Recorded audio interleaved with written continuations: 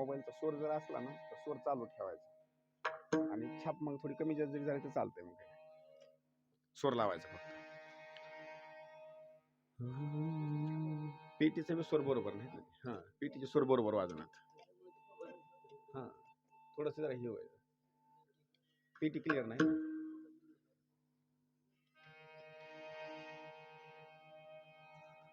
मोबाईलचा बी स्वर चालू ठेवला चालतो.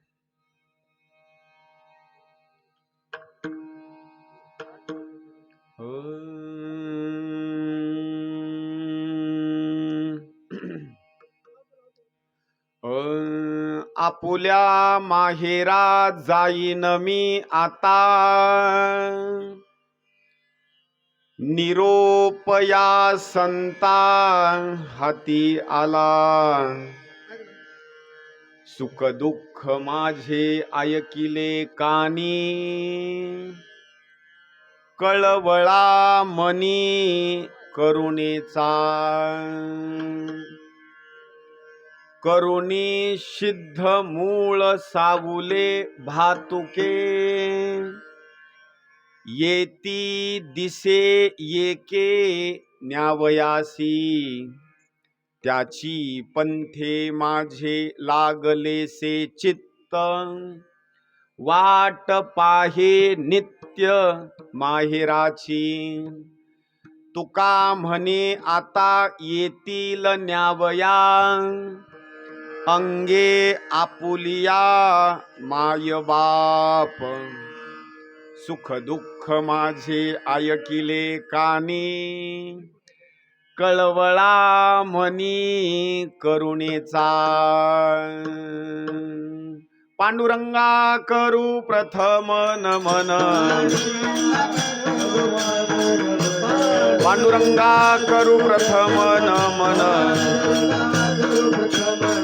दुसरे चरण संताचिया,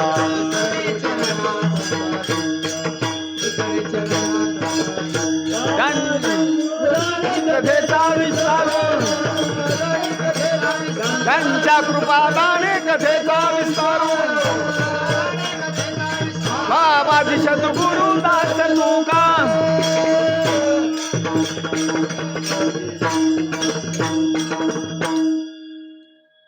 गजाननं भूतगणादिसेवितं,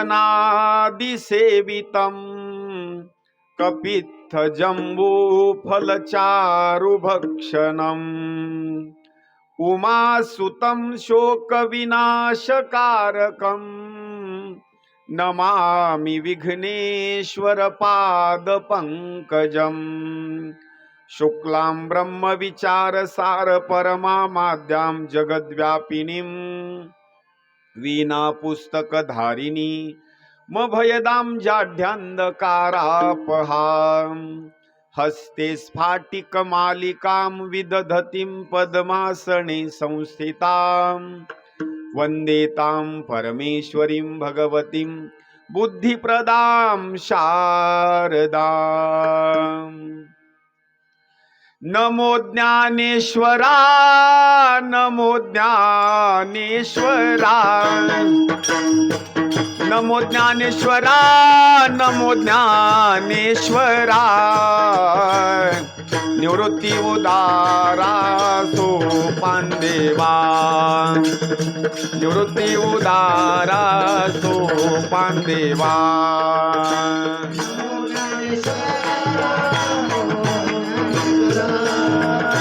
नमो ज्ञानेश्वरा, नमो ज्ञाने, निवृत्ती उदारा सोपान देवा.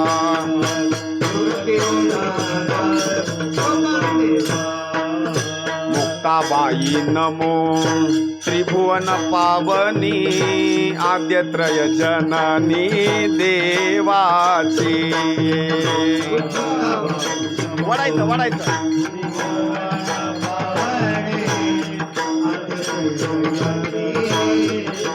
देवाची मुक्ताबाई नमो त्रिभुवन पावनी, आद्यत्रय जननी देवाची.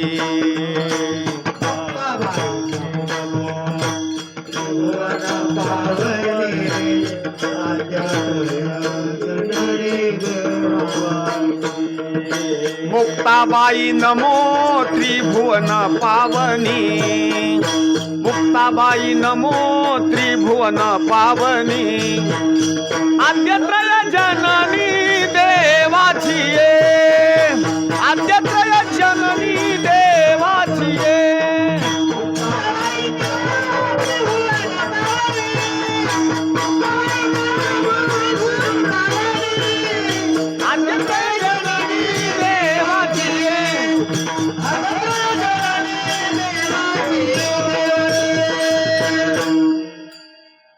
प्रस्तुत प्रसंगी सेवेकरिता घेतलेला असणारा अभंग देहूचे सुप्रसिद्ध साधू, वैराग्याची मूर्ती, साधकाचे मायबाप, अनाथाचे नाथ, जगद्गुरु श्री संत तुकाराम महाराज यांचा 5 चरणाचा असणारा हा अभंग आहे आणि हा निर्याण प्रकरणामधला असणारा हा अभंग आहे.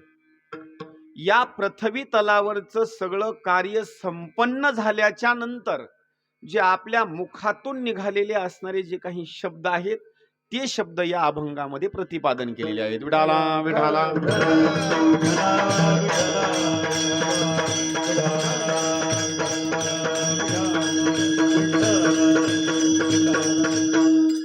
आजची असणारी जी एक कीर्तन रूपी सेवा आहे, संपूर्ण गावकरी मंडळीला असणारी ज्ञात आहे. परिसरातून काही पाहुणे मंडळी आलेली आहेत, त्यांना सुद्धा असणारे ज्ञात आहे. पण एक वक्त्याचं असणारं कर्तव्य म्हणून या ठिकाणी कार्यक्रमाची असणारी रूपरेषा सांगणं मात्र गरजेचं आहे. कारण कसं होतं, हरिपाठामध्ये एक म्हण आहे आणि एक प्रमाण सुद्धा असं आहे, वेद जाणो गेला तो पुढे मौनावला आणि ते गुह्य तुझला प्राप्त कैसे. वेद जाणण्याकरता गेला ब्रह्माला, पण पुढे गेल्याच्या नंतर कशाला जाणण्याकरता गेलो हे वेदालाच पत्ता लागला नाही. तसं काही मंडळी काय करतात, कार्यक्रमाला येतात पण कार्यक्रमाला आल्याच्या नंतर, इथं आल्याच्या नंतर विसरून जातात की नेमकं कार्यक्रम कशा करता आपण करीत आहोत आणि नेमकं कार्यक्रमाची रूपरेषा काय आहे. म्हणून एक वक्त्याचं कर्तव्य म्हणून सांगण्याचा भाग आहे. विठाला विठाला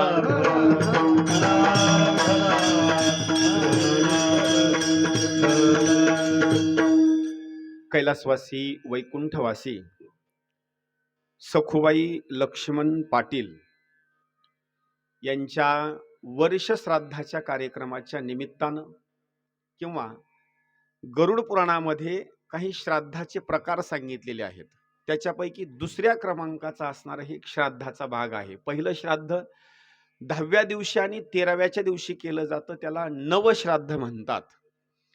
आणि वर्ष श्राद्धाचं असणारं जे काही श्राद्ध आहे याला म्हणतात नवमिश्रित श्राद्ध. आणि जर याच्यानंतर आपण पुण्यतिथीच्या दिवशी किंवा पुण्यस्मरणाच्या दिवशी जर असणारा हा विधी केला तर त्याला म्हणतात पुराण श्राद्धाचा विधी. मग आजचा असणारा जो विधी आहे तो आहे नवमिश्रित श्राद्धाचा असणारा विधी. आता कोण हा श्राद्धाचा विधी करतं याबद्दल जर बोलायचं म्हटलं तर इथं येण्याचा असणारा जो काही कालावधी असेल, इथं येण्याचा असणारा जो काही योग असेल आणि पाठीमागलची जी काही पार्श्वभूमिका असेल हे आपल्याला सगळ्या जणांना ज्ञात आहे. कारण जन्माची भूमी असणारी हीच, बरोबर ना, जन्माची भूमी हीच. पण ज्या वेळेला वडील आपल्या कन्येचं लग्न लावून देतात त्या लग्नाच्या विधीच्या दिवशी काय होतं की वडील कन्यादान करत असताना हातावर पाणी घेणे, गुळ घेणे, विधिवत असणारा संस्कार त्या ठिकाणी करणे आणि एक शब्द उच्चार करणे की आजवर होती आमुची आणि आता झाली तुमची. तिथपर्यंत असणारा जो काही भाग असतो संस्कार लावण्याचा, पुण्य आणि पापाचा सगळा असणारा वडिलाच्या डोक्यावर असतो. पण एकदा का विधिवत सोहळा लावून दिला आणि कन्यादानाची भूमिका करून दिली की तिथून पुढली जी भूमिका असते ते मात्र संपूर्ण असणारा पापाचा आणि पुण्याचा असणारा भाग मात्र पतीवर असतो. विठाला विठाला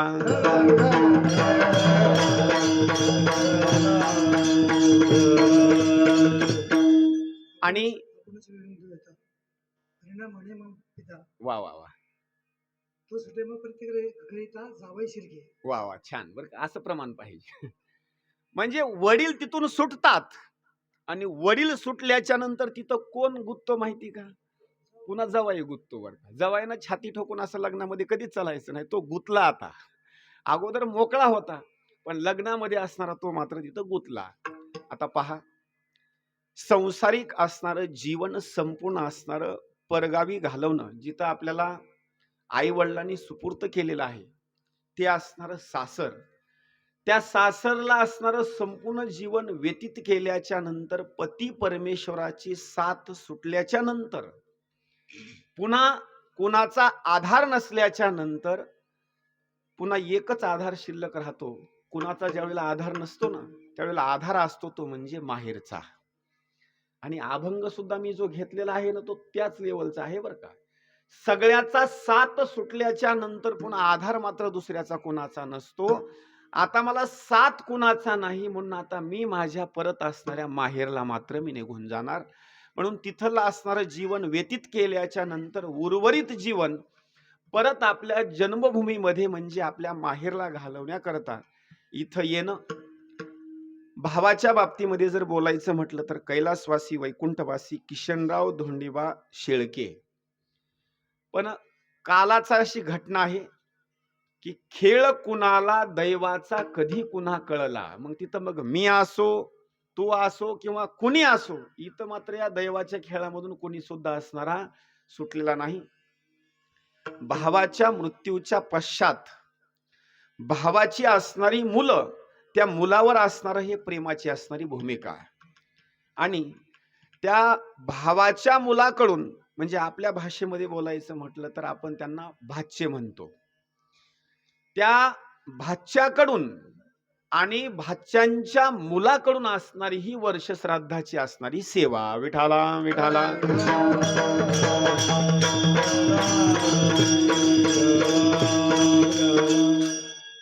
चार असणारे भाचे, एक म्हणजे बबनराव किशनराव शेळके, साहेबराव किशनराव शेळके, कल्याणराव किशनराव शेळके आणि अंकुशराव किशनराव शेळके. या चार भाच्याकडून आपल्या आत्याच्या प्रीत्यर्थ असणारी ही अन्नदानाची नामदानाची असणारी ही सेवा. आणि भाच्याचे असणारे जे मुलं, त्यांना तुम्ही काय म्हणता? आता तेवढं मला लक्षात येत नाही बरं का. आता भाच्याच्या मुलाला काय म्हणता तुम्ही?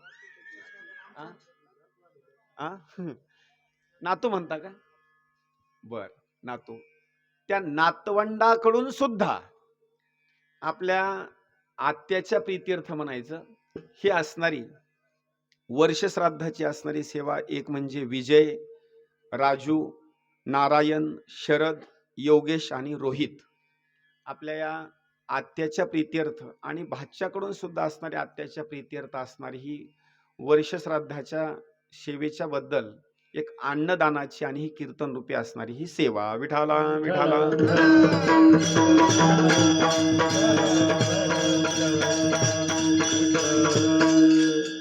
आता चांगलं कीर्तन लक्ष देऊन ऐका. ज्यांना कुणीच नाही, ज्यांना कुणीच नाही त्यांचा नेमका विधी कुणा करायचा आणि त्यांचा विधी केल्याच्या नंतर त्याचं फळ आपल्याला नेमकं काय मिळतं, आणि ज्यांना कुणीच नाही त्यांचा नेमका विधी कुणा करायचा हे सुद्धा आपल्याला माहिती असणं फार गरजेचं आहे. आता इथं एक सांगतो, कुणीतरी असणारं नात लगापैकी कुणीतरी इथं आहे म्हणून असणारा हा विधी आहे. आता पहा, एकदम एकदम एकदम पाठीमागं जातो म्हणजे आपल्या लक्षामध्ये येईल. पाठीमागलच्या इतिहासामध्ये, पाठीमागलच्या पुराणामध्ये आणि काही युगामध्ये असे काही विधी केलेले आहेत एकमेकाचे, ज्यांना कोणीच नाही. आता प्रश्न विचारतो, सांगा, ज्यावेळेला प्रभू श्री रामचंद्रजी अरण्यवासामध्ये निघून गेले, तिथे एका पक्षासोबत भेट झाली त्यांची. त्या पक्षाचं नाव काय? नाही, गरुड नाही, जटायू. त्या जटायूच्या बाबतीमध्ये जर बोलायचं म्हटलं तर जटायूला कुणीच नाही. पण शेवटची वेळ अशी आली, सीता मातेचं संरक्षण करत असताना राजा रावणानं फसवलं आणि फसवल्याच्या नंतर सांगितलं माझं मरण राजा रावणानं सांगितलं नखामध्ये आहे, आणि जटायूनं रामाची शपथ घातल्याच्या नंतर सांगितलं माझं मरण पंखामध्ये आहे. राजा रावणानं कपटानं जटायूचे प्राण घेण्याकरता कृपाल नावाचं खड्ग काढलं, जटायूचे दोन्ही असणारे पंख छाटून टाकले. जटायू रक्ताच्या थारोळ्यामध्ये पडला. प्रभू श्रीरामचंद्रजी आले, चेहऱ्यावरून हात फिरवला आणि फिरवल्याच्या नंतर संपूर्ण समाचार घेतला. जटायूला एकच शब्द वापरला, जटायू आता रडू नको बाबा. माझ्या पत्नीचं संरक्षण करण्याकरता, माझी भेट घेण्याकरता, मला शब्द सांगण्याकरता आतापर्यंत तू प्राण राखून ठेवलास. आता माझी एक इच्छा आहे, तुला मी जशाला तसे पंख परत देतो, आता मात्र तू मरू नको. त्यावेळी जटायूनं काही शब्द बोलले देवाला, देवा खरं सांगू, मला तुम्ही पंख द्याल, पण पंख दिल्याच्या नंतर आज जे मला मरण येतं, हे असं मरण तुम्ही मला पुन्हा देणार नाहीत. मरणाची भूमिका कशी आहे पहा जटायूची. ज्या दशरथ राजाच्या पोटी प्रभू श्रीरामचंद्रजींनी जन्म घेतला, शेवटच्या अंत्यविधीच्या वेळेला प्रभू श्रीरामचंद्रजी आपल्या वडिलाच्या कुठल्याच क्रियाला नव्हते. किती विचार करायची गोष्ट आहे पहा. त्यांना माहिती नव्हतं काय? सगळं माहिती होतं, पण अंत वेळेला प्रभू श्रीरामचंद्रजी जवळ नाहीत. याच्या पुढे सांगतो, अंत्यविधीच्या वेळेला प्राण जात असताना जवळ नाहीत, ज्या वेळेला अग्नी संस्कार करायचे त्यावेळेला सुद्धा जवळ नाहीत. याच्या पुढे आणखी बोलतो, 10व्याला जवळ नाहीत ना 13व्याला जवळ नाहीत.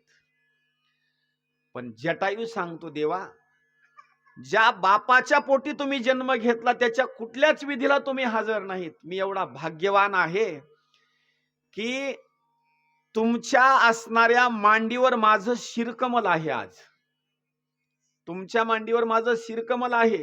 तुमच्या चेहऱ्याकडे पाहत पाहत मी असणारा प्राणत्याग करणार आहे. आणि एकच माझी इच्छा आहे, मी मरण पावल्याच्या नंतर माझा तंतोतंत असणारा विधी तुम्ही करा. आताच्या जटायूला कोणी होतं का? कोणी जटायूला नाही. पण भगवंताकडे पाहत पाहत पाहत त्यानं प्राण सोडले. वडिलाच्या कुठल्याच क्रियेला देव हजर नाहीत. पण जटायूला अग्नी संस्कार करत असताना लाकडं कोणते आणले? आपल्यासारखे कुठलेही लाकडं नाहीत आणले. चंदनाची लाकडं आणली. चंदनाचे लाकडं आणून संपूर्ण चिता तयार केली, अग्नी संस्कार केले. शेवटच्या वेळेला पाणी सुद्धा देवानंच पाजवलं. आणि 10 दिवसाचं आपण जे सुतक म्हणतो का नाही, ते देवानं पक्षाचं पाळलं. याच्या पुढे सांगतो, 10वा देवानच केला, 13वा सुद्धा देवानच केला. आणि ही संपूर्ण असणारा विधी केल्याच्या नंतर जटायू पक्षानं देवाला आशीर्वाद दिला. विठाला विठाला.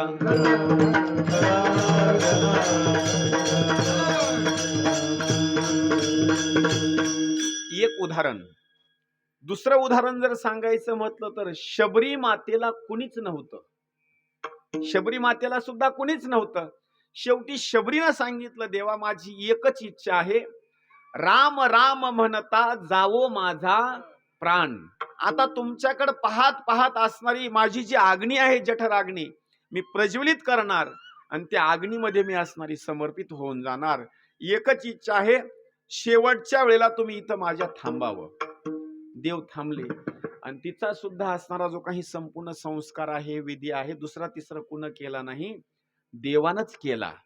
याच्या पुढे सांगतो, कुणी नसल्याच्या नंतर भक्ताचा असणारा संपूर्ण विधी देव करतो. म्हणजे हा जो सोहळा आहे ना, देव आपल्या भक्ताचा करतो. याच्या पुढे आणखी सांगतो, आपल्या भाषेमध्ये जर एखाद्या गावामध्ये एखाद्या माणसाला जर कुणीच नसेल आणि ते जर बेवारस प्रेत असेल, त्याला कुणीच नाही, त्या प्रेताला एकतर पाठीमागही नाही, पुढेही नाही, कुणीच नाही त्याला, त्या बेवारस प्रेताचा असणारा विधी नेमका कुण करायचा, गरुड पुराणामध्ये सांगितलेलं आहे. जुन्या काळामध्ये जर गावामध्ये पाटील जर हजर असेल तर जुन्या काळामध्ये सांगितलेलं आहे, तो मुखिया गावाचा असतो, त्या पाटलांना असणारा तो विधी करायचा. जर पाटील जाग्यावरच नसतील, कामाच्या निमित्तानं कुठे गेलेले असतील आणि गावामध्ये प्रेत आहे, तर त्या प्रेताचा विधी सांगितलेला आहे जुन्या काळामध्ये, तो कोतवालानं असणारा विधी करायचा. आणि त्याच्या पुढे सांगतो, हे दोघंही हजर नसतील तर आताच्या भूमिकेमध्ये मग सरपंच जो गावाचा असतो त्या सरपंचानं असणारा तो विधी करायचा. कारण सगळं गाव हे मुलासारखं आणि मुलीसारखं असणारं त्यांच्याकरता आणि सगळ्याचे असणारे आई वडीलच ते असतात म्हणून त्यांना असणारा तो विधी करायचा. विठाला विठाला.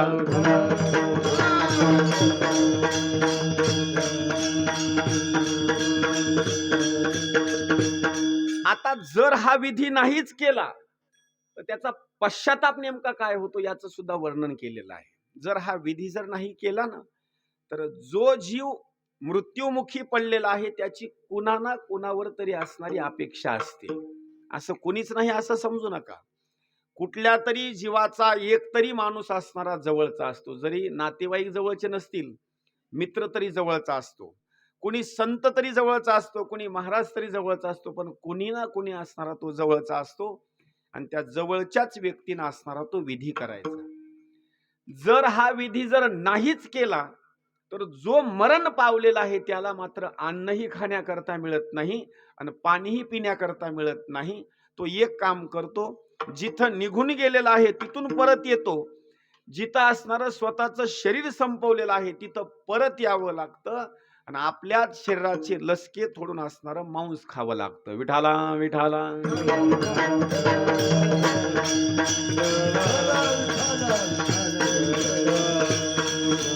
म्हणून याच्याकरता एक सुंदर असणारा नामदेव महाराजांनी एक प्रमाणाची भूमिका दिलेली आहे. स्वतःच्या पश्चात जर पाठीमागलची लोक जर आपली कोणी क्रिया करत नसेल किंवा आपल्याला माहिती असेल तर त्या माणसानं एकच काम करायचं, आपल्या हातानं अन्नदान करायचं. कारण माणसाचा मृत्यू जर झाला ना तर तो ब्रह्मलोकामध्ये जाऊ द्या, विष्णू लोकामध्ये जाऊ द्या किंवा कैलास पर्वतावर जाऊ द्या, कुठं जरी निघून गेला, पुण्याच्या जोरावर, हरिपाठाच्या जोरावर, काकड्याच्या जोरावर, कीर्तनाच्या जोरावर, जागराच्या जोरावर, पुण्यावर तिथं निघून जाईल. पण तिथं निघून गेल्याच्या नंतर जर आपल्या हातानं अन्नदान केलेलं नसेल तर पुण्याच्या जोरावर तिथं आईश आरामामध्ये राहू शकेल, पण भूक लागल्याच्या नंतर खाण्याकरता काहीच मिळत नाही. याच्याकरता पुरावा सांगतो. गरुड पुराणाच्या 10व्या अध्यायामध्ये एक सुंदर असणारं विवेचन आलेलं आहे. विदर्भ देशाचा असणारा राजा, त्या राजाचं असणारं नाव आहे सुदेव. नाव लक्षात ठेवा. त्या सुदेवाला असणाऱ्या 2 पत्न्या, थोरली असणारी पत्नी तिच्या पोटी जो मुलगा जन्माला आलं त्याचं नाव असणारं श्वेत आणि छोटी जी असणारी पत्नी आहे तिच्या पोटी जो मुलगा जन्माला आला त्याचं नाव सुरथ. कालांतरानं घटना अशी घडली, विदर्भ देशाचा असणारा जो राजा होता सुदेव कालांतरानं मरण पावला आणि मरण पावल्याच्या नंतर लोकांनी थोरल्या पत्नीचा असणारा जो मोठा मुलगा आहे त्या श्वेत असणाऱ्या मुलाला राजगादीवर बसवलं. राजगादीवर बसवल्याच्या नंतर त्या मुलानं, त्या राजानं अनेक वर्षापर्यंत सारखं देवाची पूजा, भक्ती, अर्चना, हरिपाठ, काकडा वगैरे संपूर्ण केला.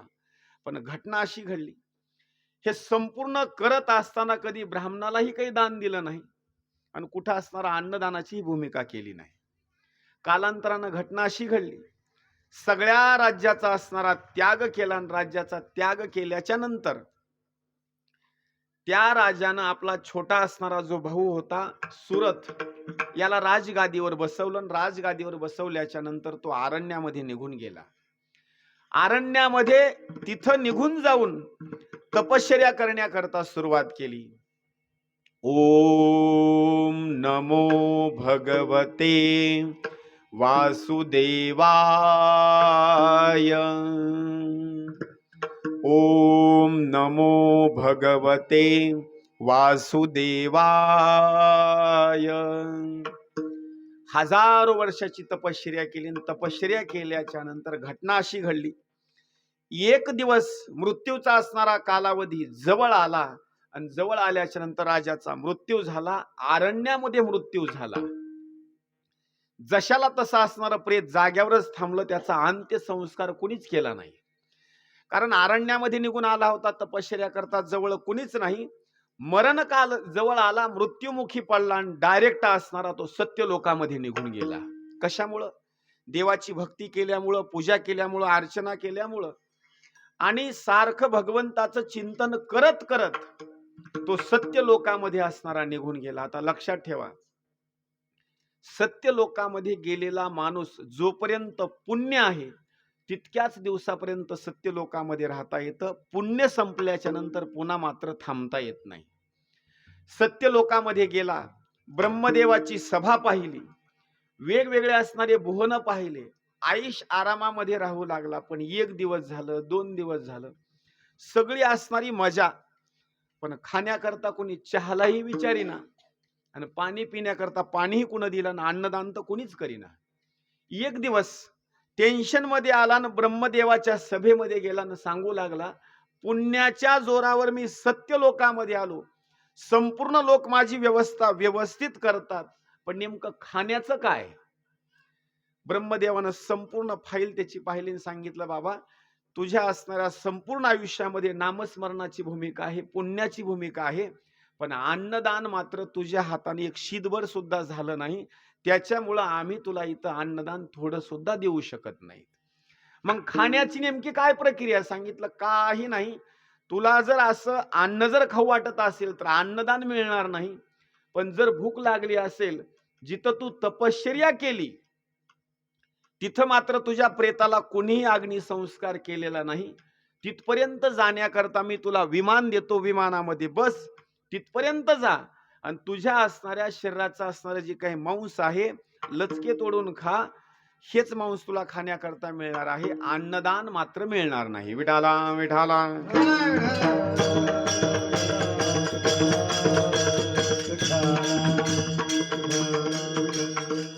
एक आणि 2 वर्षापर्यंत नाही, हजारो वर्षाचा कालावधी निघून गेला. ज्या ज्या वेळेला त्याला भूक लागेल त्या त्यावेळेला विमानामध्ये बसायचा, खाली यायचा, शरीराचं मांस खायचं, परत विमानात बसायचा, परत निघून जायचा. तुम्ही म्हणाला हजारो वर्षापर्यंत शरीराचं मांस लचके तोडून खाल्लं, शरीराचं मांस इतके दिवस पुरलं का? त्याचं कारण असं होतं, त्यानं असं मांस काढलं शरीराचं की तेवढंच मांस त्या शरीराला परत यायचं. हजारो वर्षाचा कालावधी निघून गेला आणि त्याच असणाऱ्या अरण्यामध्ये एक दिवस अगस्ती नावाचे ऋषी आले. अगस्ती ऋषीनं तपश्चर्या करत असताना सहज पाहिलं तर आकाशामधून विमान आलं. विमान आल्याच्या नंतर एक दिव्य देहधारी माणूस खाली उतरला आणि शरीराचं लचके तोडून मांस खाल्लं. हे अगस्ती ऋषीला बरोबर वाटलं नाही. सहज प्रश्न विचारला, बाबा तुझा संपूर्ण असणारा इतिहास सांग. संपूर्ण इतिहास सांगितला. अगस्ती ऋषी म्हणाले, बाबा कमीत कमी आयुष्यामध्ये एकतरी एखादी पंगत घालायची ना. नाही महाराज, हे सुचलं नाही. आता तुम्हीच काहीतरी, काय मी उद्धार पावेल, कायल कृपा करील नारायण, आता माझा उद्धार होण्याकरता काहीतरी मार्ग सांगा. सांगितलं, काही मार्ग नाही.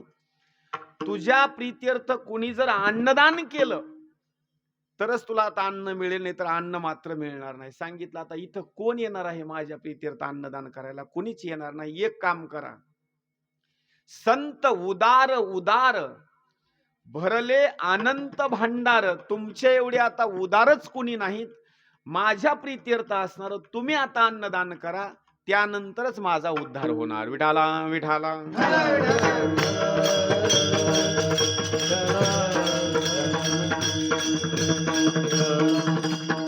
अगस्ती ऋषीनं काय केलं? आपल्या जीवनामध्ये जेवढं काही अन्नदान केलेलं होतं ते अन्नदान करत असताना अगोदर संकल्प सोडावा लागतो. संकल्प सोडण्याची भूमिका कशी असते सांगतो.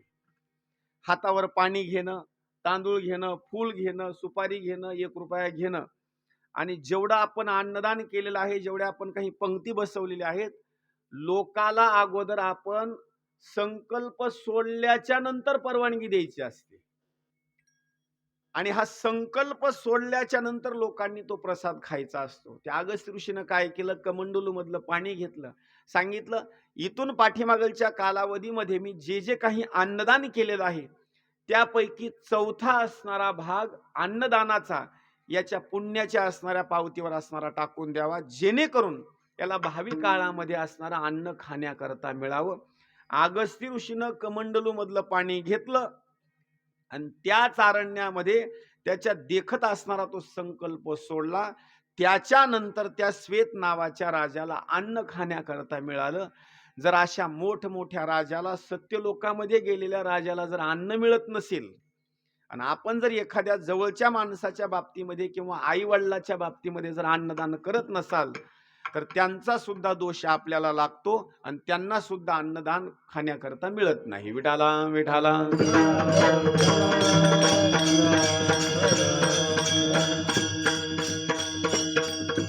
म्हणून असणारी ही अन्नदानाची असणारी भूमिका आणि हा वर्ष श्राद्धाच्या दिवशीच असणारा का करायचा असतो, याचं एक तुम्हाला आणखी कारण सांगतो. वर्ष श्राद्धाच्या दिवशी बरोबर दुपारी 12 वाजता हा असणारा संपूर्ण असणारा विधी असतो. 12 झाल्याच्या नंतर पुन्हा मात्र तो असणारा जो काही जीव आहे, तुम्ही जो अन्नप्रसाद केलेला आहे, तो अन्नप्रसाद खातो आणि खाल्ल्याच्या नंतर सगळ्या जणांचा निरोप घेतो आणि निरोप घेतल्याच्या नंतर सगळ्या जणाला आशीर्वाद देतो आणि आपल्या मार्गाकडे तो क्रमणा करण्याकरता सुरुवात करतो. कारण कुठं जातो तो? त्याचे 2 रस्ते आहेत जाण्याचे. एक रस्ता असा आहे, जर त्यानं एखाद्या वेळेस पाप या जीवनामध्ये केलेला असेल तर जाण्याचा रस्ता एकच सांगितलेला आहे, मुख्य म्हणजे 28 प्रकारचे नरक. आणि जर मोठे पाप केली नसतील आणि जर छोटे छोटे पाप केले असतील तर तिथं 86 प्रकारचे असणारे उपनरक सांगितलेले आहेत. पाप केल्याच्या नंतर जीवात्मा तिकडे जातो. आणि जर त्या व्यक्तीचं पुण्य जास्त असेल तर धर्मराज म्हणजेच यम स्वतःहून भगवंताला, कैलास पर्वत असेल, वैकुंठ असेल किंवा सत्यलोक असेल, तिथं फोन लावून सांगतो की तुमचा चुकून असणारा माणूस आमच्याकडे आलेला आहे, तुमची एखादी पालखी पाठवा, त्याच्यामध्ये आम्ही त्याला बसू आणि वाजवत गाजवत तिथपर्यंत असणारा पोहोचिती करू. आता माणूस मरण पावलेला तुम्हालाही सांगता येत नाही तो पुण्यवान होता का पापी होता, हे दुसऱ्याला कोणाला सांगता येत नाही. पण एक मात्र नक्की सांगतो, आपण पापी आहेत का पुण्यवान आहेत जगताला सांगता येणार नाही, पण प्रत्येक माणसाला मात्र स्वतःची हकीकत स्वतःला सांगता येते. असं सांगतो, मांजरीनं जरी दूध डोळे झाकून जरी पित असेल, तिचा जरी गैरसमज असा असेल की मी डोळे झाकले, घरातले लोक कोणीच पाहत नाहीत, पण मांजरीला माहिती आहे की मी कोणतं नेमकं कर्म करत आहे. तसं जगाला जरी पाप माहिती नसलं, जरी कुणाला कळालेलं नसलं, तर स्वतःला मात्र माहिती असतं की मी पापी आहे का पुण्यवान आहे. म्हणून आपल्याला काही माहिती नाही, पण कमीत कमी त्यांचं कल्याण होण्याकरता पाठीमागच्या माणसांना असणारा तो विधी करायचा. मग ते पापी असो किंवा पुण्यवान असो. जर पुण्यवान असतील तर पहिलं पुण्य आणि त्याच्यामध्ये पुण्याची भर, आणि जर एखाद्या वेळेस कळत न कळत हातातून पाप झाला असेल तर ते पाप सगळं धुवून टाकणे आणि त्याला वैकुंठ धामाची प्राप्ती करून देणे. म्हणून अन्नदान आणि कथा कीर्तनाची सेवा. विठाला विठाला.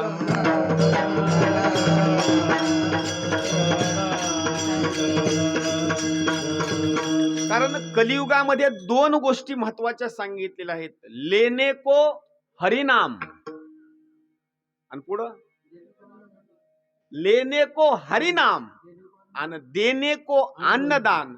मग लिहायचंच असेल, घ्यायचंच असेल तर काय घ्यावं लागेल?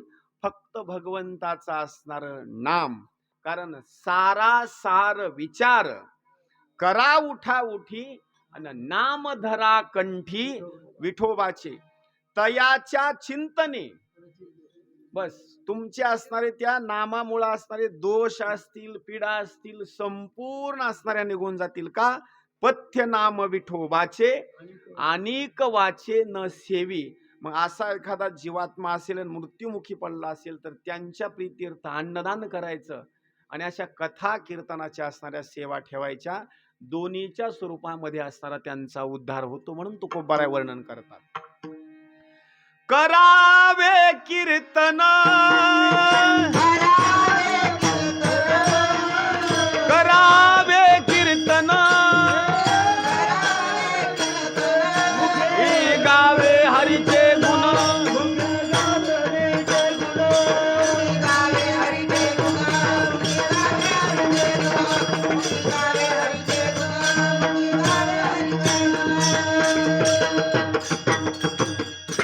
म्हणून असणारी कथा कीर्तनाची असणारी सेवा करणे आणि अन्नदान करणे, मग मात्र त्या व्यक्तीचा असणारा उद्धार होतो. जर हा विधी जर नाहीच केला तर एक सांगतो, आहा कटा त्याचे करीती पितर. वंशीधराचार्य पुत्र झाला, वंशीधराचार्य पुत्र झाला, वंशीधराचार्य पुत्र झाला, वंशीधराचार्य पुत्र झाला. हाताचे करीती पिताला, हाताचे करीती पिताला, वंशीधराचार्य पुत्र झाला, वंशीधराचार्य पुत्र झाला.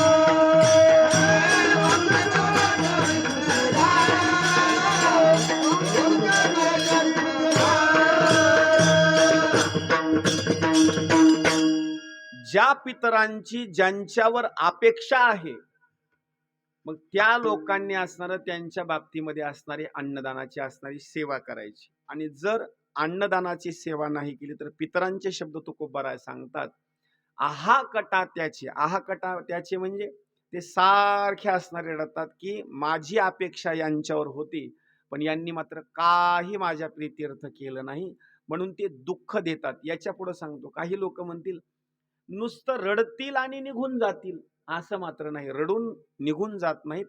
ज्यांच्यावर अपेक्षा आहे त्यांना शाप सुद्धा मात्र ते पितर देतात बरं का. आणि कधीही सांगतो, कधी सुद्धा पितरांचा मात्र शाप आपल्या घरामध्ये कधीच ठेवायचा नाही. का ठेवायचा नाही? घरामध्ये जे विघ्न येतात ना, हे पितरांचेच असणारे विघ्न असतात.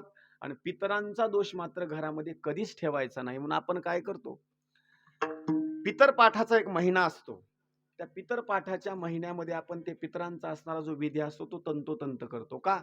की त्यांचा मात्र दोष आपल्याकडे काही राहू नये, म्हणून त्यांचा असणारा आशीर्वाद घ्यायचा. तुकोबाराय सांगतात, जर त्यांचा आशीर्वाद जर घेतला तर तुका म्हणे पितर, तुका म्हणे पितृ आशीर्वाद देते, कल्याण येते ते आपल्याला सदा, कल्याण येते त्यांचे सदा. तुका म्हणे पितर आशीर्वाद देते, कल्याण येते त्यांचे सदा.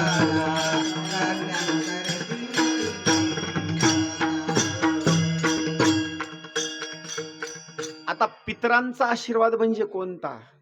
आता तुम्हाला सांगतो, आपल्या आत्याच्या प्रीत्यर्थ असणारी ही जी सेवा आहे ना, त्यांचा असणारा तो आशीर्वाद घेणे. त्यांचा एकदा आशीर्वाद जर आपल्या पाठीशी राहिला तर या जीवनामध्ये काही असणार कमी पडत नाही, कारण त्या पितरांचा असणारा आशीर्वाद आपल्या पाठीशी असणं फार गरजेचं आहे.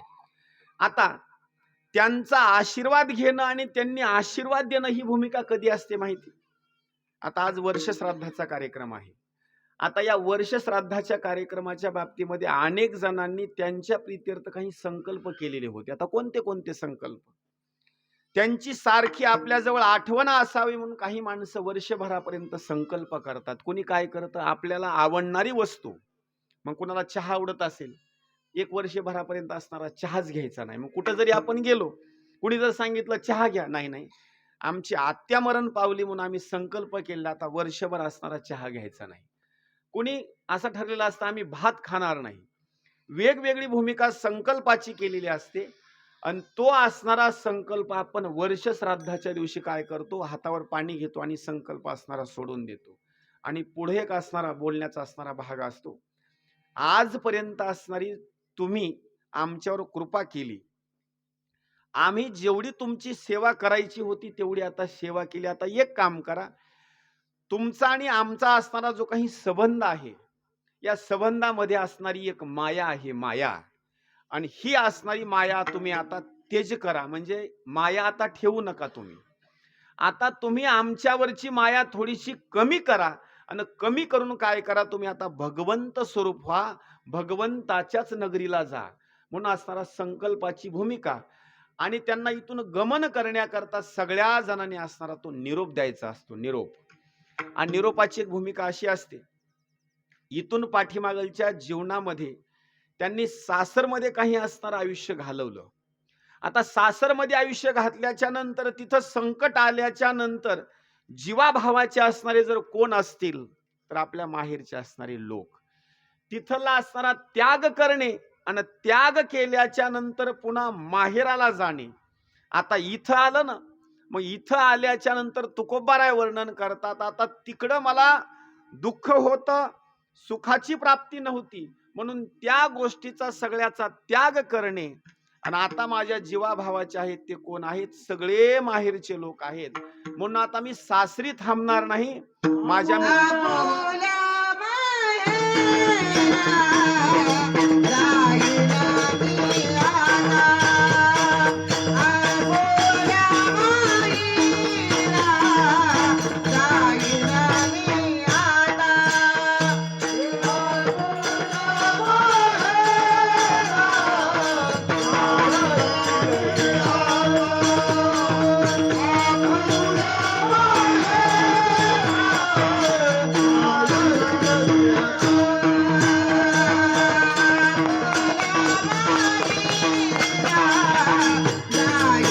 माहेरा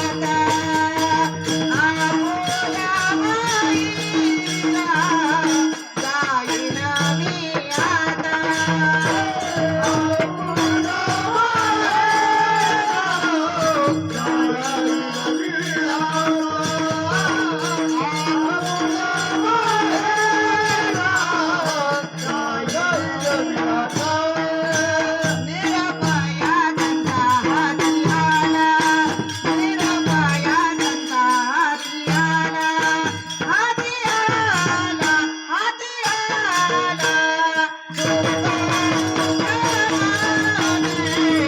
आयथिले गाणी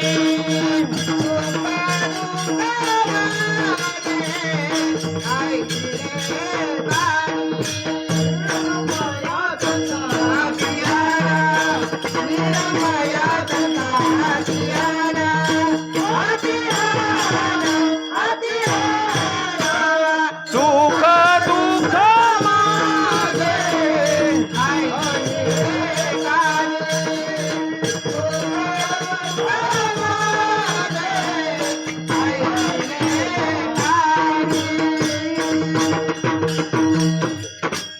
सुंदरताईनं प्रमाण दिलं.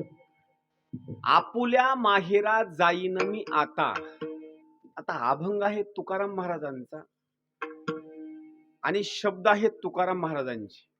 आता मी सहज बोलतो, लक्ष द्या आणि विचारलेल्या प्रश्नाचं उत्तर द्या. तुकोबाराय स्त्री का पुरुष? बरोबर ना? मग आता मला सांगा, माहेर पुरुषाला असतं का स्त्रियांना असतं? आता ह्याच उत्तरावर थांबा बरं का. आता माहेर पुरुषांना असतं का स्त्रियांना असतं? याचं उत्तर असं आहे, आपल्याला असं वाटेल की माहेर मात्र फक्त स्त्रियांनाच असतं, पण तसं नाही. माहेर पुरुषांना सुद्धा असतं. तुम्हाला कसं? त्या माहेराचे वेगवेगळे प्रकार सांगतो. एक माहेर आपलं वेगळं, स्त्रियांचं वेगळं, आणि जे सगळे संत आहेत त्या संताचं वेगळं.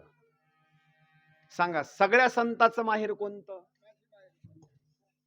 माहेर संताचे नाम स्वामी केशवाचे. केशवाचे नाम स्वामी केशवाचे. माहेर संताचे नाम या स्वामी केशवाचे.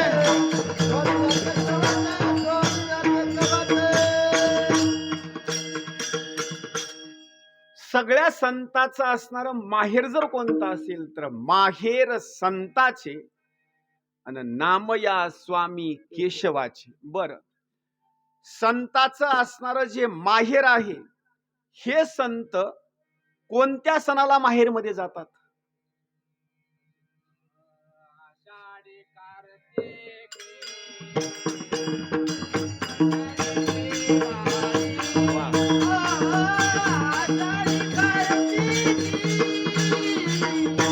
पंढरीची वारी.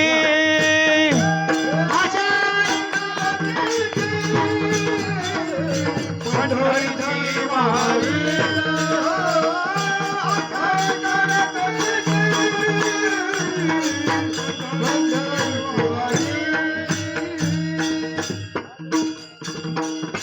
बस, आपल्याला जेवढं पाहिजे तेवढं भेटलं, काय नाही तेवढं बस झालं.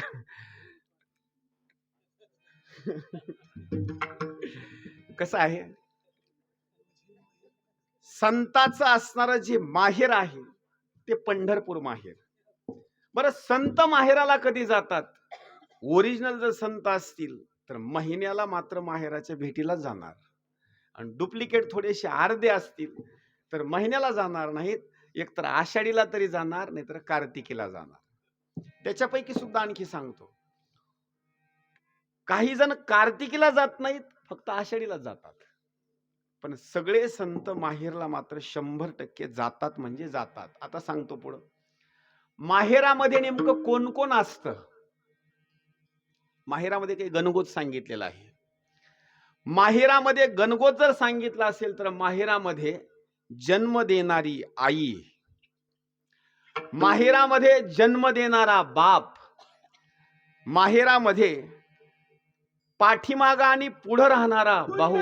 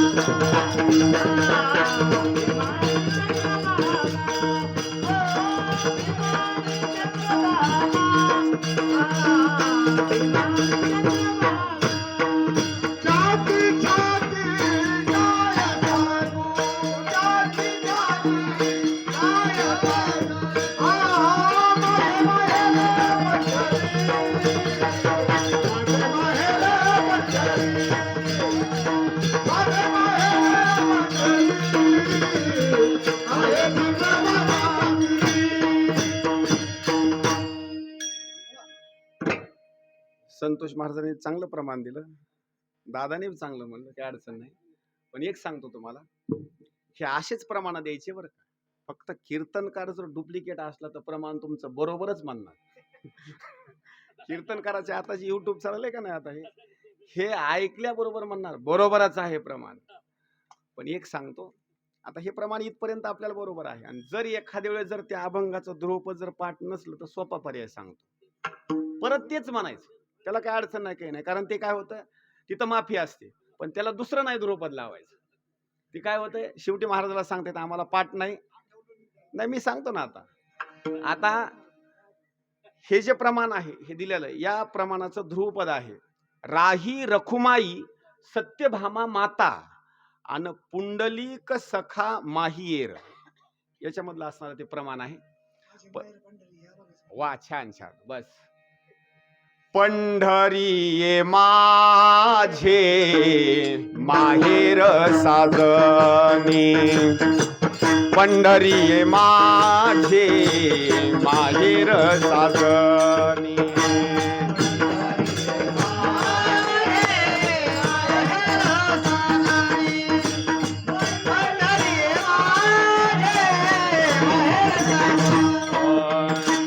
ओविया कांडनी गावो गीती, ओविया कांडनी गावो गीती.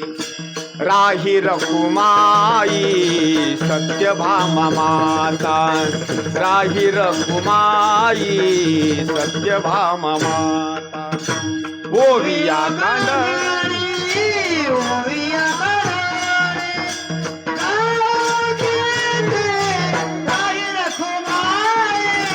सत्यभामा माता.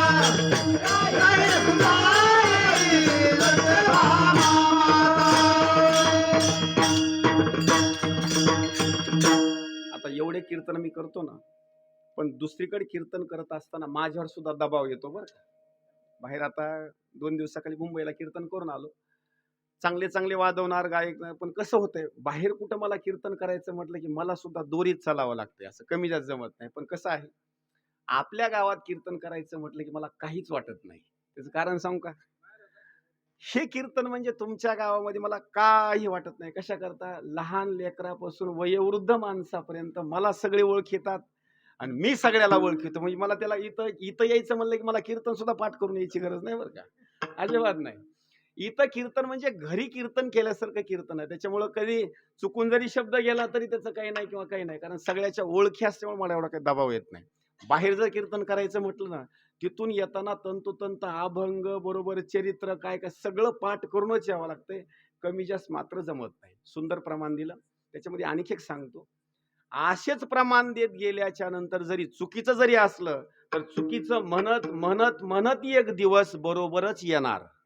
लक्षात ठेवा, चुकीचं म्हणत म्हणत एक दिवस बरोबरच येणार. त्याचं कारण एक आहे, मरा मरा मरा मरा म्हणत म्हणत एक दिवस रामच शब्द आला.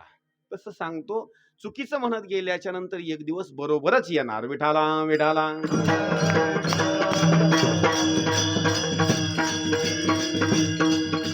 म्हणून तुकोबाराय वर्णन करतात, आपुल्या माहेरा जाईन मी आता.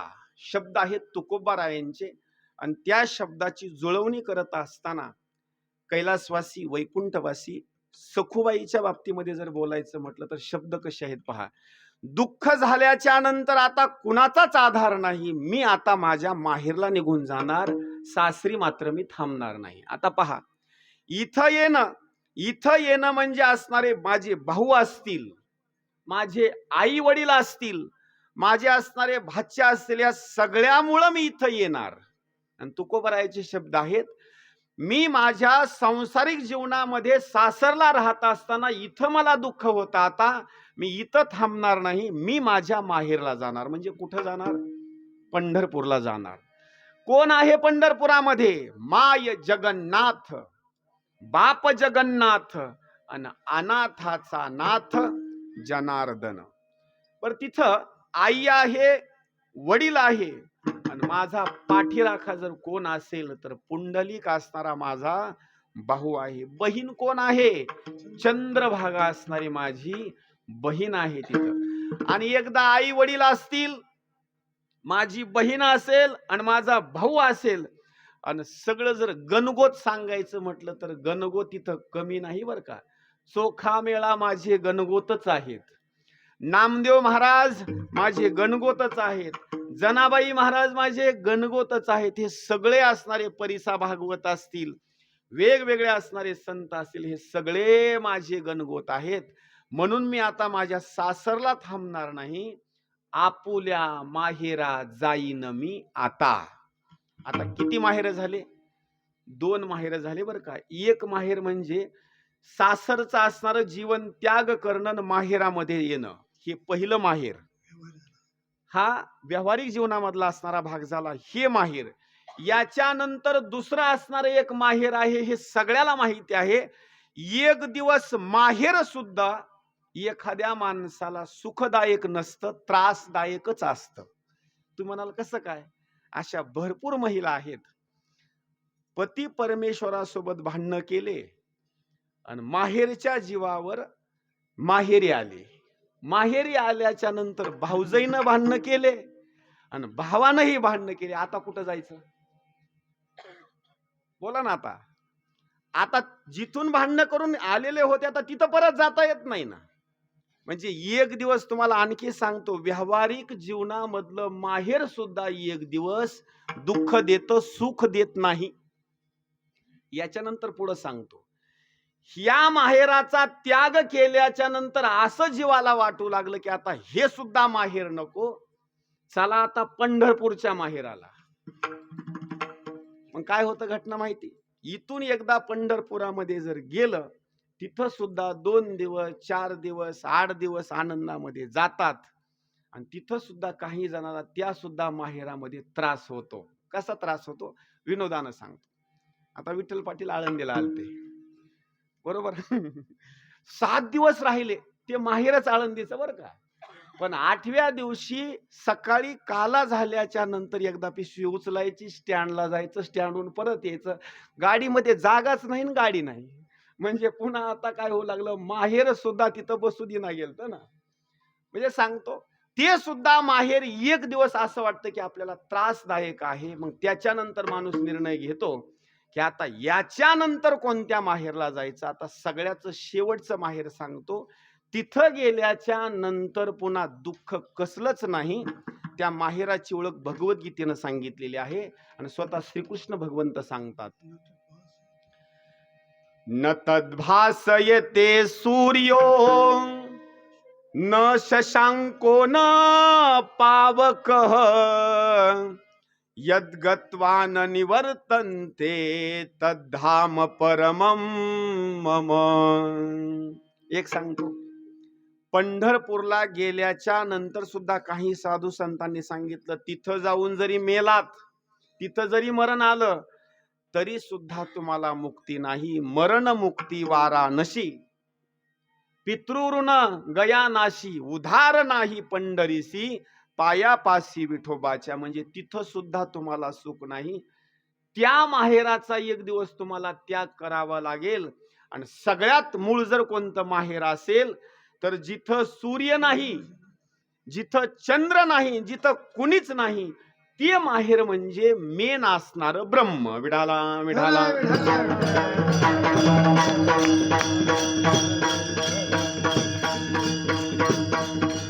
आणि त्या ब्रह्माच्या स्वरूपामध्ये विलीन होणं, ब्रह्मस्वरूप जीवानं होणं म्हणजे माणसाचं असणारं, त्या जीवाचं खरं असणारं जर माहेर कोणतं असेल, जीवानं ब्रह्मस्वरूप होणं, याला म्हणायचं असणारं खरं असणारं ते माहेर.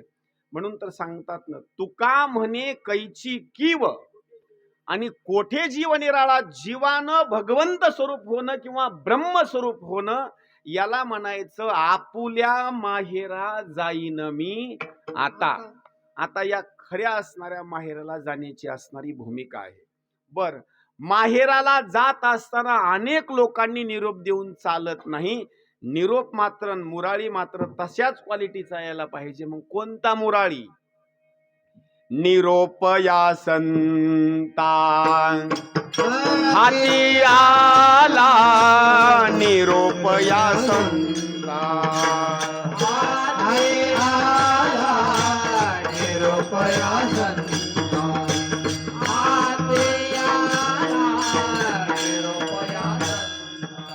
आपुला माहेरा जाईन मी आता.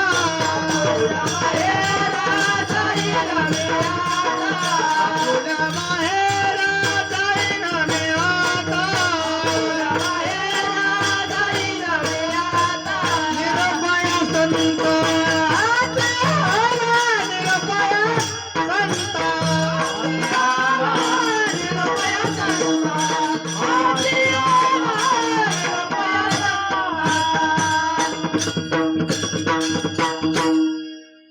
आताची निरोपाची भूमिका वेगळी, पण जुन्या काळामध्ये निरोप जर द्यायचा म्हटलं ना, तर निरोप देत असताना जुन्या काळामध्ये जर एसटी आली, बैलगाडी आला, पाहुणा आला, कोणी जर आला तर त्या माणसाजवळ निरोप द्यायचा.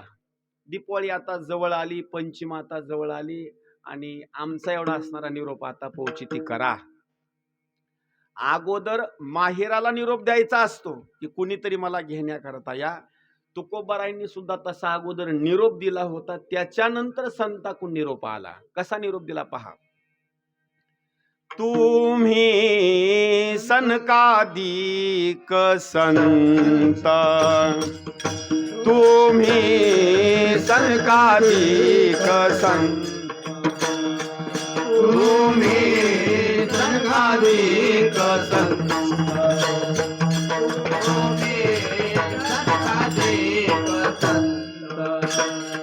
म्हणविता पावन, म्हणविता कृपावंत, एवढा करा उपकार, एवढा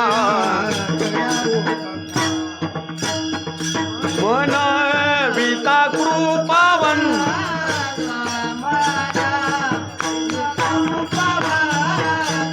एवढा करा उपकार.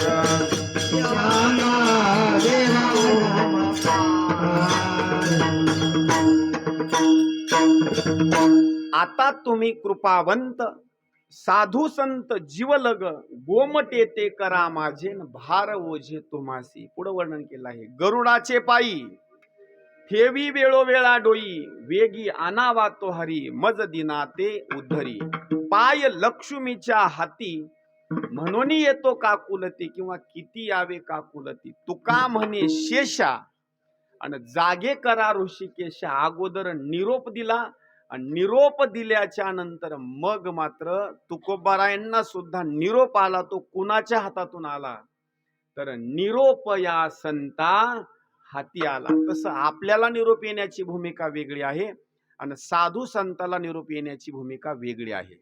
आपल्याला सुद्धा सगळ्यांना निरोप येणार आहे एक दिवस, पण निरोप येत असताना असा संताकडून निरोप येणार नाही आपल्याला, कारण तेवढे आपण भाग्यवान नाहीत. आपल्याला निरोप कसा येतो माहिती? अचानकपणे अंगावून वारं जाणं, अर्धांग वायू होणं. म्हणजे बाहेरचे लोक म्हणतात आता यांना निरोप आता आला, हे काय आता राहत नाहीत, हे आता जातात. आता हा निरोपच आहे बरं का. उदाहरणार्थ काही घटना घडली, हा निरोपच आहे. आणि जरी निरोप आला तर आपल्याला यमाकडूनच निरोप येईल, संताकडून मात्र कधी निरोप येणार नाही. पण तुकोबाराय सांगतात निरोप या संता हाती आला. आता निरोप येत असताना संताच्या हाताने येत असताना नेमकं संत तरी कुणाला म्हणायचं हे तरी कळालं पाहिजे ना. लोक विनोदानं काय करतात, सकाळी असं हनुमंतरायाच्या ओट्यावर जर बसलं आणि एखादा माणूस जर गावातला समोरून आला, 2-4 गंध जर लावलेले असतील तर त्याला लोक विनोदानं म्हणतात या संत. कशामुळे म्हणतात? गळ्यात माळ, गंध, आणि त्याला विनोदानं म्हणतात या संत.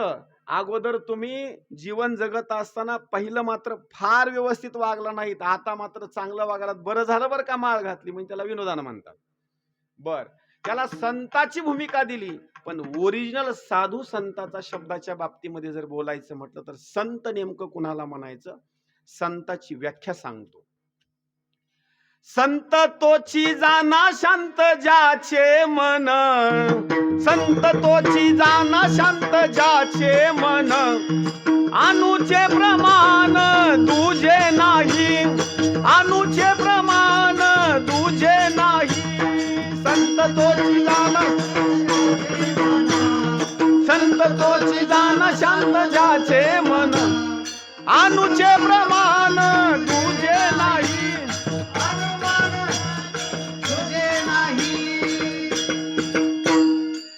संत शब्दाची व्याख्या केलेली आहे साधू संतांनी. संत संत तोची जाना जगी दया क्षमा जाते अंगी, क्षमा जाते अंगी दया क्षमा जाते अंगी. संत ज्याचे अंगी दया क्षमा जाते अंगी. प्रभू महाराजांनी सुंदर प्रमाण दिलं. पण आता ते संत वेगळे ओरिजिनल, आता थोडेसे डुप्लिकेट आपल्या भाषेमध्ये सांगतो.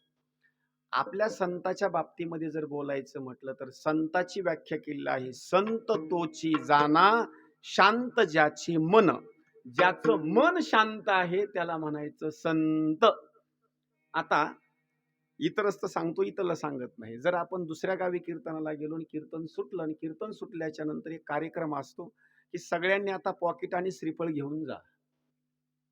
मग कीर्तन झाल्याच्या नंतर पॉकेट श्रीफळ घेतल्याच्या नंतर सगळे संतच होते, पण आता संताचं मन शांत नाही. काय म्हणतो लक्षात घ्या. आता संताचं मन आता शांत नाही, तर संताचं मन आता चलबिचल करतं. काय करतं माहिती का? आता धावपळ करतं. अगोदर कीर्तनापुरतं शांत होतं, पण आता पॉकेट हातामध्ये पडल्याच्या नंतर आता धावपळ करतं. काय करतं? नेमकं कीर्तन चांगलं झालं, पण आता हे पॉकेट कसं आहे कुणाला माहिती आहे, म्हणून ते संताचं मन असं चलबिचल होतं. मग त्याला एकच घाई पडलेली असते, ह्याला मी नेमकं उघडील कधी आता. कशाला? पॉकेटाला. नेमकं आता याला उघडील कधी, आणि उघडल्याच्या नदीमध्ये नेमका आता माल किती निघतो याच्या करता मन चलबिचल असतं. बरं ते कसं होतं? जिथं दिलं तिथं उघडता येत नाही, बरोबर आहे का? आणि उघडता येत नाही, न उघडता जरी कमी जास्त निघाले तिथं काही बोलता येत नाही, बरोबर आहे का नाही?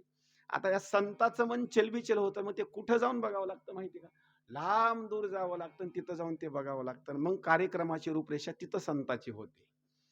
जर पॉकेटमध्ये जर दक्षिणा भरपूर निघाला तर संताचं मन एकदम शांत. लक्षात आलं का? संताचं मन एकदम शांत होणार, आपापल्या कार्यक्रमाला तो लागणार. म्हणजे कार्यक्रम छान झाला. आता आणि संताचं मन चलबिचल कधी होतं, धावपळ कधी कधी करतं. जर पॉकेटमध्ये दक्षिणा कमी निघाला तर मग संताचं मन शांत राहत नाही, सारखं वाऱ्यासारखं पळत राहतं, ते शांत राहत नाही. ही संताची असणारी भूमिका आहे. संत तोची जाना, शांत ज्याचे मन, आणि आणूचे प्रमाण दुजे नाही. आणू शब्दाचा अर्थ असा होतो, सुईचं असणारं जे टोक आहे त्या टोकावर हजारो असणारे सूक्ष्म असणारे अणू बसतात, याला म्हणायचं अणू. एवढा सुद्धा द्वैत भाव त्या साधू संताच्या मनामध्ये नसतो, त्यांना म्हणायचं संत. विठाला विठाला.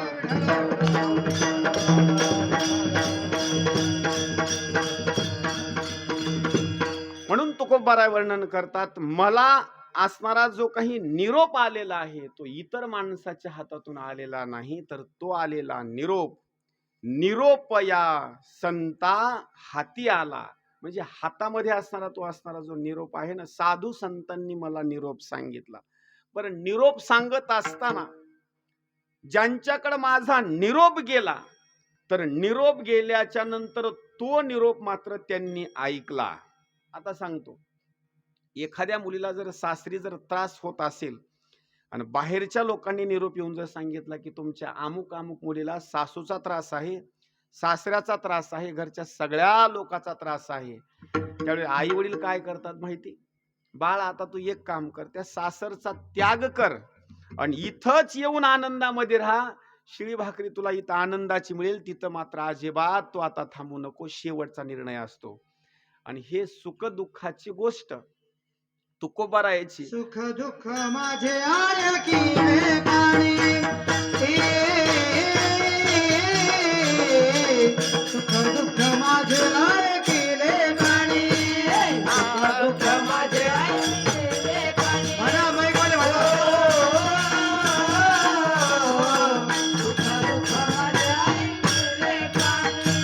सुख दुःख माझे आय की पाणी, सुख दुःख माझे आय की माझे आयतीले कानी,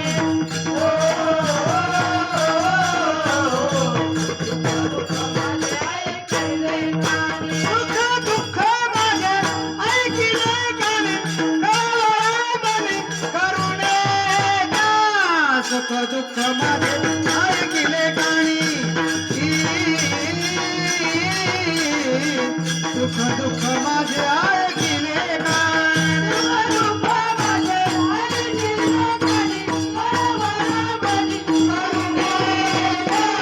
सुख दुःख माझे आयतीले कानी.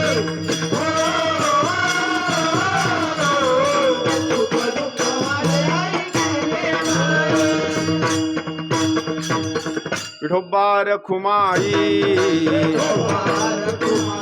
विठोबा रखुमाई, विठोबा रखुमाई, विठोबा रखुमाई.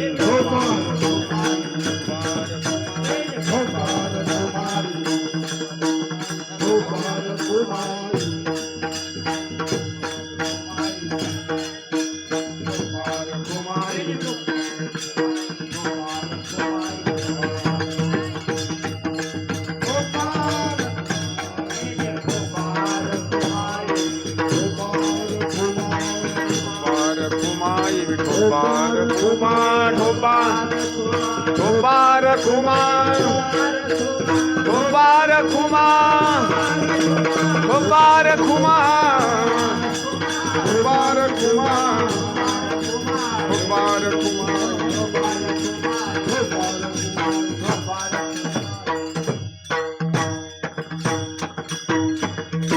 अभंगाच्या द्वितीय चरणामध्ये असं वर्णन केलं आहे, मला जो संताकडून निरोप आला त्याचं एक कारण आहे, माझं सुख आणि माझं असणारं दुःख हे देवानं असणारं श्रवण केलं. आता त्या सुखाच्या बाबतीमध्ये असणारे 3 प्रकारचे सुख केले आहेत. नंबर 1, सुरुवातीचं असणारं जे सुख आहे ना, ते मात्र सुरुवातीला असणारं दुःखदायक आहे आणि पुन्हा मात्र असणारं सुखाची आहे. आता हरी महाराज आहेत, ज्ञानेश्वरीचं सुंदर असणारं विवेचन करतात. पारायण असंख्य असणारे झाले आहेत पारायण. आणि त्या ज्ञानेश्वरीमध्ये भगवद्गीतेमध्ये 3 प्रकारच्या सुखाचं वर्णन केलेलं आहे. नंबर 1, सुरुवातीला त्रासदायक आहे, पण पुन्हा मात्र त्या सुखाची असणारी प्राप्ती झाल्याच्या नंतर आनंद आहे. नंबर 2, सुरुवातीला आनंद आहे आणि शेवटी मात्र ते दुःख आहे. हे मात्र वेगवेगळ्या भूमिकेमधलं आहे. आता पहा, नंबर 1, सुरुवातीला मात्र भरपूर असणारा त्रास आहे आणि शेवटी मात्र सुख आहे. त्या पहिल्या सुखाचं नाव आहे सात्विक नावाचं सुख. आता ते कसं आहे सुरुवातीला सांगतो. परमार्थ करत असताना शेवटच्या क्षणापर्यंत जाईपर्यंत प्रत्येक पाऊल टाकत असताना त्याला त्रास आहे. परमार्थ करत असताना लोक व्यवस्थित बोलणार नाहीत. आणि याच्या पुढे सांगतो, एखाद्या माणसाला आजार झाला, आजार झाल्याच्या नंतर डॉक्टरने सांगितलं सुरुवातीला तुम्ही औषध घ्या. डॉक्टर साहेबाच्या सांगण्याच्यावरून त्या माणसानं औषध घेतलं, पण औषध घेत असताना इतकं कडू लागलं, प्यावंसं सुद्धा वाटत नव्हतं, पण त्यानं औषध ते पेलं. सुरुवातीला त्याला कडू लागलं, पण औषध कडू लागल्याच्या नंतर शेवटी कालांतरानं घटना अशी घडली, जे औषध कडू लागलं होतं सुरुवातीला, त्या औषधाचा परिणाम असा झाला की जेवढा आजार होता तो सगळाच आजार दुरुस्त झाला. सुरुवातीला त्रास, पण पुन्हा मात्र असणार त्याच्या आनंदाची असणारी प्राप्ती. याच्या पुढे आणखी सांगतो, लहानपणी लेकरं इतके आई वडिलाला त्रास देतात, एवढे आई वडिलाला त्रास देतात, काय वर्णन करावं. पण एकदा तेच मुलं लहानाचे मोठे झाले आणि त्यांना जर नोकरी लागली तर तेच मुलं आई वडिलाला सांभाळतात आणि व्यवस्थित त्यांचं पालन पोषण करतात. त्यावेळेला सुरुवातीला त्रास आणि पुन्हा मात्र त्याचा असणारा आनंदाचा भाग म्हणजे याला म्हणायचं सात्विक सुख. याच्या पुढे आणखी बोलतो, आपण सगळे शेतकरी मंडळी आहेत. अचानकपणे कळूच नाही घटना, पण तुम्हा सगळ्या जणाला एक घटना कळाली. अमुक आपल्या परिसरामध्ये एका ठिकाणी धनाचा असणारा हंडा आहे. लक्षात ठेवा बरं का, फक्त ठिकाण सांगणार नाही. तुमच्या परिसरामध्ये जिथपर्यंत शिव आहे तिथपर्यंत असं तुम्हाला आज पत्ता लागला की तिथं मात्र एक धनाचा असणारा हंडा आहे आणि धनाचा हंडा असल्याच्या नंतर पत्ता लागलेला आहे. पण लोकांनी दुसरी बातमी आणून सांगितली, धनाचा हंडा काढता येतो, पण त्याच्यावर एक बसवलेलं असणारं भूत आहे. मग ते कुठलंही भूत तुम्ही गृहीत धरा, पण त्याच्यावर असणारं बसवलेलं आहे. जर लोकांनी निर्णय घेतला धनाचा हंडाची असणारी प्राप्ती करायची आहे, पण त्याच्यावर अगोदर जे बसवलेलं जे आहे ना, ते मात्र सगळ्या जणाला त्रास देत आहे. लोक कुणीच तिकडे जात नाहीत. जर एखाद्या माणसाने निर्णय घेतला त्या धनाची मला प्राप्तीच करायची आहे, मग त्यानं एक काम करावं लागेल, तिथं जाऊन त्याला अगोदर त्रास सहन करावा लागेल त्या भूताचा. भूतासोबत भांडणं असतील, त्याच्यासोबत कुस्ती असेल, त्याला तिथून बाहेर काढण्याकरता वेगवेगळे प्रयत्न असतील, ते सगळे मात्र असणारे मग बाजूला करण्याकरता त्याला त्रास सहन करावा लागेल. जर प्रयत्न करून त्याच्यावर बसवलेलं जर एकदा जर बाजूला निघून गेलं, त्याला मग पुन्हा मात्र धनाचीच प्राप्ती आहे. म्हणजे त्याला म्हणायचं सात्विक सुख. सुरुवातीला दुःख आणि शेवटी मात्र आनंदाची प्राप्ती, याला म्हणायचं सात्विक असणारं सुख. याच्या पुढे आणखी बोलतो, आपल्या परिसरामध्ये काही चंदनाची असणारी झाडं असतील, ज्या चंदनाच्या झाडाला ओरिजिनल गाभा आलेला आहे, तिथं कुठल्याच सापाला बोलवण्याची गरज पडत नाही. साप स्वतः येतो आणि जिथं चंदनाच्या लाकडाला गाभा असतो ना, तर त्या गाभाच्या भोवती असणारा येटाळा गोटाळा टाकतो, वर असणारा अशा फणी काढतो आणि तिथंच थांबतो. काही लोक म्हणतील मग तिथून तो बाजूला का जात नाही? त्याचं कारण एक आहे, त्याचा जो गाभा असतो ना, सारखं त्या गाभ्याचा असणारा सुगंध तो साप घेतो आणि घेत असताना लोकाला जर समजला आता तो गाभा काढायचा आहे, तर मला सांगतो, गाभा जर काढायचा म्हटलं तर अगोदर सापाला बाजूला काढावं लागेल, त्याच्यानंतर तो गाभा मिळेल. मग साप काढणं म्हणजे एवढं सोपं नाही. अशी जर कीर्तनात माणसं बसते आणि बेंडकुळी जरी मध्ये आली तर लोक चिरकून पळून जातात, आणि सापाला काढणं एवढं सोपं आहे का? पण जर एखाद्या माणसानं सापाला जर बाजूला काढलं तर मग मात्र त्याला असणारी सात्विक सुखाची प्राप्ती आहे. म्हणजे हे असणारं सात्विक सुख आहे. सुरुवातीला त्रास आणि पुन्हा असणारी सुखाची प्राप्ती, म्हणजे याला म्हणायचं सात्विक असणारा सुखाचा भाग. याच्यानंतर दुसरी असणारी गोष्ट सांगतो, ती अशी आहे, सुरुवातीला भरपूर भरपूर भरपूर असणारा आनंद आहे आणि शेवटी मात्र भरपूर असणारं दुःख आहे. सुरुवातीला कोणता सुखाचा भाग? नंबर 1 ला सांगतो. कीर्तनामध्ये झोप येऊ लागली. झोप येत असताना माणूस शेजारी साईडला बसलेला आहे, थुंकण्याकरता जागा आहे. झोप येत असताना त्यानं उपाय केला, आता तंबाखू काढा, त्याला चुना लावा आणि तंबाखू असणारी मळून खाऊन टाका. कशा करता? आता या तंबाखू पासून आपल्याला सुखाची प्राप्ती आहे म्हणून सुरुवातीला त्यानं तंबाखू काढली, खाल्ली. कालांतरानं वयोवृद्ध झाला ना, वयोवृद्ध झाल्याच्या नंतर तंबाखूचे दुष्परिणाम काय आहेत हे मी सांगण्याची गरज नाही. एक एक असणारी वस्तू तिथं असणारी निकामी होऊ लागली. एक दिवस परिणाम असा होतो, किडनी सुद्धा जाण्याची वेळ येते. त्यावेळी डॉक्टर म्हणतात आता तुम्ही मात्र वाचू शकत नाही. त्यावेळेला सुरुवातीला सुख भेटलं पण आता मात्र त्रास होऊ लागला. असं समजत नसेल. काही लोक सकाळी सकाळी निघून जातात, तिकडं निघून जात असतानाच सिगरेटची बिडीची व्यवस्था लावून जातात अगोदर.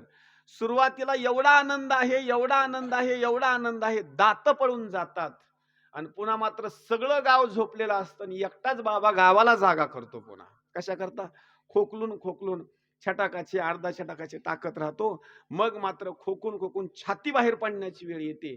पुन्हा मात्र भरपूर त्रास होतो. म्हणजे सुरुवातीला आनंद आणि पुन्हा मात्र दुःख. याला म्हणायचं राजस असणारं सुख. असे सुखाचे 3 प्रकार केलेले आहेत. त्यावेळेला तुकोबरायांनी वर्णन केलं आहे. हे माझं सुख आणि हे माझं असणारं दुःख. लोकांनी मला मारहाण करणं, लोकांनी माझी निंदा करणं, मला गाढवावर बसवणं, नको तेवढी माझी निंदा करणं, हे माझं दुःख कुणा ऐकलं? तर पंढरीश परमात्म्यानं सुख आणि दुःख ऐकलं. तो कळवळा भगवंताला आला आणि आल्याच्या नंतर मग मात्र सांगतात कळवळा म्हणी करुणेचा. साधू संतांनी एकच काम केलं, करुणी सिद्ध मूळ.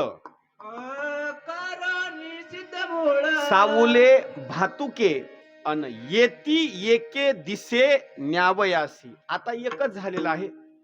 त्या पंथाकडे माझी सारखी नजर लागून लागलेली आहे. कशी? येती एके दिसे न्यावयासी. त्याची पंथे माझे लागलीसे चित्त अन वाट पाहे नित्य माहेराची. दिवाळी जवळ आल्याच्या नंतर, पंचिम जवळ आल्याच्या नंतर जुन्या काळामधली भूमिका आहे, कधी मला मुरारी नेण्याकरता येतो म्हणून ती असणारी सासूरवासीन असणारी स्त्री सारखी माहेरची असणारी आठवण करते. आसावल्या दिवाळीच्या मुला एक आठवणी. दिवाळीच्या मुला एक आठवणी. दिवाळीच्या मुला एक आठवणी. ओ दिवाळीच्या मुळा लेकी आसावल्या. दिवाळीच्या मोळा येते आसवानी. दिवाळीच्या मोळा येते आसवानी. दिवाळीच्या मोळा येते आसवानी. पाट सेवा तुझी पंढरीची. पाट सेवा तुझी पंढरीची. वेठी लागे जीवा लागली साथ. वेठी लागे जीवा लागली साथ. वेठी लागे जीवा लागली साथ. वेठी लागे जीवा लागली साथ. भेटीत सेवा तुझी पंढरीची. पाट सेवा तुझी पंढरीची. वेठी लागे जीवा लागली से आस. बेटी लागे जीवा लागली साथ. बेटी लागे जीवा लागली साथ. बेटी लागे जीवा लागली साथ. सारखी असणारी माझी जी मनाची असणारी जी अपेक्षा आहे, चित्ताची आहे, तर सारखी त्या वाटेच्या दिशेने असणारी लागली आहे. तुकोबरायांना प्रश्न विचारला, खरं सांगा महाराज, तुम्हाला आता नेण्याकरता येतील का? बरं, तुम्हाला नेण्याकरता येतील का? तुकोबराय वर्णन करतात, तुका म्हणी आता येतील न्यावया अन अंगे आपुलिया माय बाप. जर आयुष्यभर असणारा व्यवस्थित परमार्थ असेल ना, तर त्या परमार्थाच्या जोरावर एखाद्या साधू संताला भक्ताला विश्वास देवावर असतो, एक ना एक दिवस मला नेहण्याकरता येतील म्हणजे येतीलच, आणि दुसऱ्याला कुणाला पाठवणार नाहीत, स्वतः देवच मला नेहण्याकरता येतील. याच्या पुढे आणखी सांगतो, अगोदर तुकोबारायांना नेहण्याकरता गरुड आला, पण गरुड आल्याच्या नंतर तुकोबारायांनी सांगितलं, बाबा देवाजवळ जर वेळ नसेल स्वतः येण्याकरता तर मी गरुडावर बसून येणार नाही बरं का, तू परत निघून जा. शेवटी गरुडावर बैसोनी माझा कैवारी आला, पाहुणे घरासी आजी आले ऋषिकेशी, काय करू उपचार न कोप मोडकी जर्जर. परमार्थ शुद्ध होता आणि त्याच असणाऱ्या जोरावर देव तुकोबारायांना असणारा नेहण्याकरता आला. पण कसा आला? अंगे आपुलिया माय बाप, म्हणजे आई वडिलाचं स्वगुण साकार रूप घेऊन देव स्वतः तुकोबारायांना असणारा घेण्याकरता आला. आता एकच पंढरीश परमात्म्याच्या चरणी, आळंदी निवासी माऊलींच्या चरणी एकच असणारी आपण प्रार्थना करायची. कैलासवासी वैकुंठवासी सखुबाई लक्ष्मण पाटील, आपण आता इथं कीर्तनात बसलो ना, कोणीच कुणाला कमी समजायचं नाही. कारण एक आहे, ज्यांच्या ज्यांच्या मुखामध्ये भगवंताचं नामस्मरण आहे तो एक संतच आहे, तो कमी नाही. आणि आपण तास दीड तासाची असणारी जी सेवा करत आहोत, सगळं घरदार प्रपंचाचा विसर पाडून असणारं भगवंताचं नामस्मरण करत आहोत. आपण साधू संत आहे. देवा, एक तुझं असणारं जे माहेर आहे ते पंढरपूरचं आहे, पण आमची एक विनंती आहे, खरं असणारं तुझं जे मूळ स्वरूप आहे आणि एकदम मूळ आहे ना, आता या आमच्या आत्याला आता इतर कुठल्याच माहेराला पाठवू नको. आता ते मूळ असणारं जे माहेर आहे ना, त्याच माहेराला पाठव, की ज्या माहेराला गेल्याच्या नंतर कुणीच परत येत नाही, अशा माहेराला पाठवून दे. लोक बोलत बोलत म्हणतात की पुढल्या जन्माला सुखाचं घाल किंवा पुढल्या जन्मामध्ये व्यवस्थित घाल. एक सांगतो, जन्माला परत आला रे आला माणूस, की परत त्याला असणारं सुख पण आहे आणि दुःख पण आहे. त्याच्यापेक्षा पंढरीश परमात्म्याला प्रार्थना करायची, आता तुझ्या मूळ माहेराला असणारं घेऊन जा, तिथून जेणेकरून कुणी सुद्धा असणारं परत आलेलं नाही. कोण कोण गेलं तिथं? पुतना तिथंच निघून गेली, पुतना परत नाही आली. राजा रावण तिथंच निघून गेला, राजा रावण परत जन्माला नाही आला. याच्यानंतर पुढे सांगतो, बिभीषणानं राज्यपदाच्या मुळे व्यवस्थित भक्ती केली नाही. नामदेव महाराजांनी सांगितलं, मनसी बिभीषण शहाणा परी तो महामूर्ख जाना, काय